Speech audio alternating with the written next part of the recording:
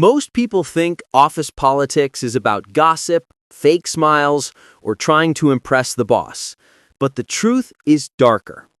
Office politics is the invisible game that decides who gets respected, who gets ignored, and who gets quietly pushed out without ever understanding why. It's the system underneath the system, the hidden network of alliances, silent rules, and unspoken expectations that determine everything. And if you don't understand it, you will lose to people who are not even half as talented as you. Because in the modern workplace, success isn't about working hard. It's about understanding power, understanding perception, and understanding the psychology behind how people behave when their careers, egos, and survival instincts are involved. Today I'm going to expose the truth, not the sugar-coated version HR gives you, but the real version employees whisper about privately, the version nobody teaches you, but everybody expects you to know. This is how office politics actually work. Part 1. The silent rule nobody tells you. Let's start with the rule that destroys the most people. Being good at your job is not enough. Being liked and trusted matters more. Yes, it's unfair. Yes, it's uncomfortable. But if you've ever wondered why a less talented coworker gets praised while you get ignored, this is why. People don't follow logic, they follow emotion. And emotion follows familiarity, comfort, and perceived safety. Your workplace runs on psychology, not performance. Your boss will promote the person who makes their life easier, not the person who works the hardest. Coworkers will support the person they feel closest to, not the person who delivers the best results. Leaders will protect the person who aligns with their agenda, not the person who deserves it. Talent matters, but perception decides. Part 2. The hidden alliances. Every workplace has alliances. Some are obvious: friends who eat lunch together, people who share tasks, teams who naturally flow with each other. But the most important alliances are invisible. These are the alliances built on exchange, not friendship.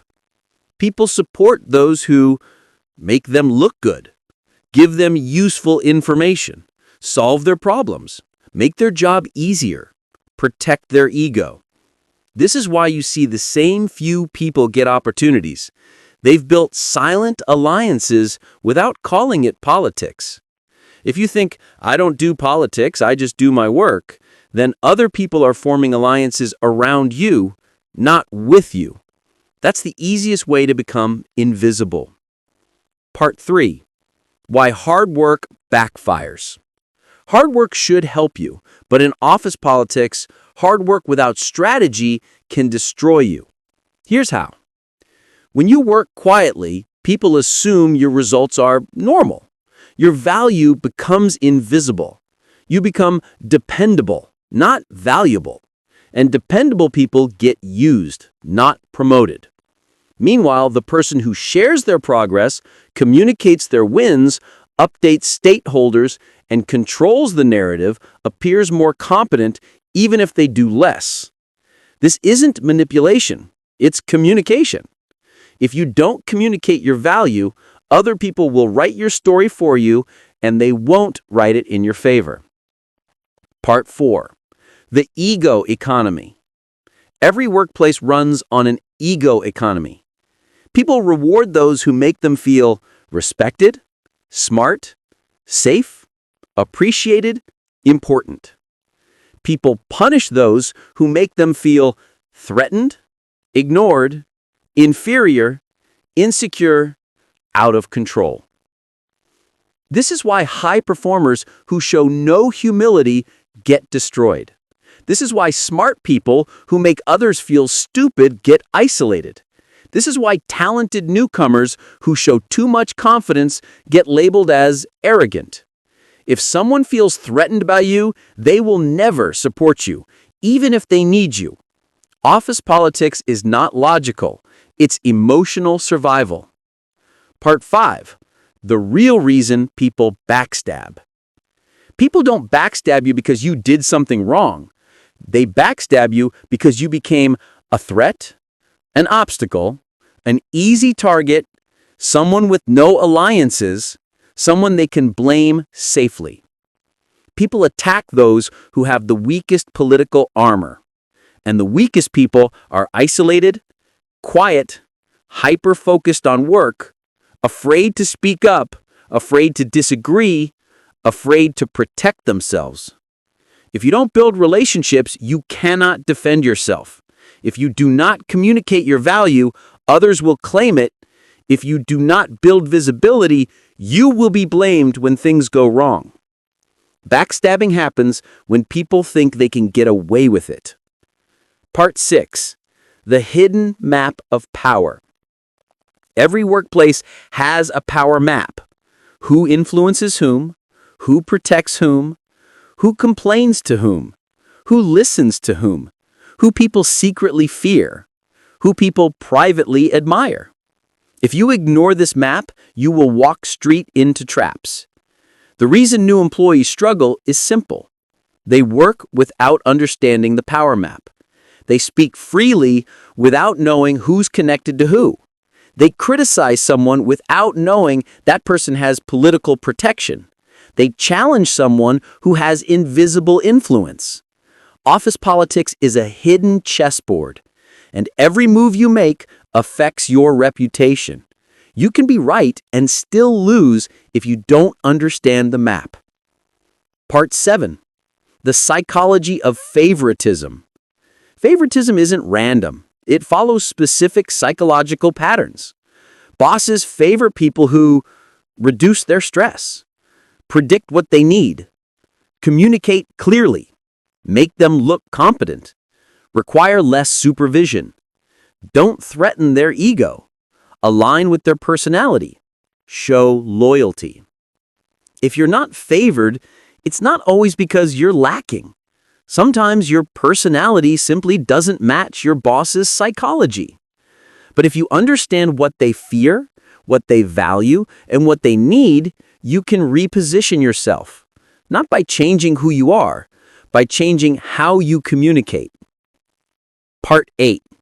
The real reason some people rise fast. Every office has that one person that rises quickly, the golden employee. Their secret is simple. They manage perception, not tasks. They speak strategically, communicate progress, align with leadership, build visibility, build alliances, read the room, understand motives, understand timing, offer value to the right people, control their emotions. They climb because they understand people, not policies. You can hate this truth, but once you see it, everything changes. Part 9. How to win the game without becoming fake. You don't need to be manipulative or fake. You just need strategy. Here's how to win office politics ethically. 1. Build relationships before you need them. People help those they know, not those who suddenly appear with requests. 2. Give small wins to important people. Support them, appreciate them, acknowledge them. People protect those who boost their ego. 3. Control your emotions. The calmest person controls the room. 4. Communicate your value regularly. Small updates, clear wins, visible progress. 5. Become useful to people who have influence, not by begging, but by being reliable in high-impact areas. 6. Never fight battles publicly. Correct people privately. Support them publicly. 7. Learn personality psychology. Every leader has a fear. Every coworker has a need. Every team has a hierarchy. Once you understand it, you're no longer confused. You're prepared. Part 10. The final truth nobody admits. Office politics is not evil. It's human behavior. Wherever there are people, There is insecurity. There is ego. There is hierarchy. There is fear. There is competition. There is survival instinct. Office politics is simply the human brain trying to protect itself. The people who win are not the smartest, not the most talented, not the hardest working. They are the people who understand humans. If you learn this game, you stop being the victim of it. You stop wondering why you're ignored. You stop letting others control your narrative. You stop losing opportunities you deserve. You stop being confused about why less capable people rise. You don't need to change your personality. You just need to understand the psychology underneath the surface. And once you see the truth, you can walk into any workplace, any team, any company, any environment, and know exactly how the system works, instead of being destroyed by it. If you've found yourself in any part of this video, if you've ever felt invisible, misunderstood, or stuck in the middle of office politics, remember this: awareness is the first weapon, strategy is the second, courage is the third, and this channel will give you all three. Subscribe not for motivation, but for transformation, for the truth, for the psychology behind the modern workplace.